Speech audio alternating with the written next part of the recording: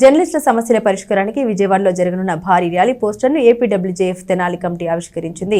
Journalist చలో విజయవాడను విజయవంతం చేయాలని కమిటీ నాయకులు కోరారు. రాష్ట్ర వ్యాప్తంగా వర్కింగ్ జర్నలిస్టులు ఎదుర్కొంటున్న పలు సమస్యల పరిష్కారం కోరుతూ Andhra Pradesh working journalist federation APWJ ఈ నెల 4న విజయవాడలో భారీ ర్యాలీ చేపట్టింది. సంబంధిత పోస్టర్ను అసోసియేషన్ తెనాలి కమిటీ నాయకులు సోమవారం స్థానిక ఎన్జీఓ కళ్యాణ మండపంలో ఆవిష్కరించారు. ఏపీడబ్ల్యూజేఎఫ్ జిల్లా అధ్యక్షులు పి సాయి కుమార్, తెనాలి నియోజకవర్గ అధ్యక్షుడు అంబటి శ్యామ్ సాగర్ వివరాలు తెలిపారు.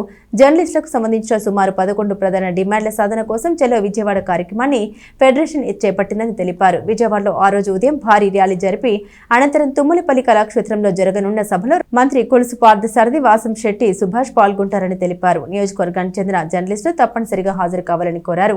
ఈ కార్యక్రమంలో ఫెడరేషన్ రాష్ట్ర సభ్యులు కనపర్తి రత్నాకర్, కార్యదర్శి అచ్యుత సాంబశివరావు, ఏపీ బీజేఏ అధ్యక్షులు బి సువర్ణ బాబు, శేషం ప్రదీప్, సభ్యులు చల్లా రవి, వేముల రాజేష్, జి తిరుపతిరావు తదితరులు పాల్గొన్నారు.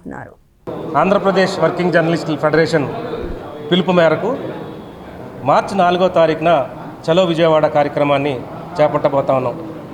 రాష్ట్ర నాయకులు ఏదైతే ఆదేశాలు జారీ చేశారో రాష్ట్రంలో జర్నలిస్టులు ఎదుర్కొంటున్న సమస్యలపై ప్రభుత్వానికి బలంగా నివేదించాలనే ఒక సంకల్పంతో రాష్ట్ర వ్యాప్తంగా అన్ని నియోజకవర్గాల నుండి, అన్ని మండలాల నుండి ఫెడరేషన్ సభ్యులందరూ చలో విజయవాడ కార్యక్రమానికి హాజరవబోతా ఉన్నారు.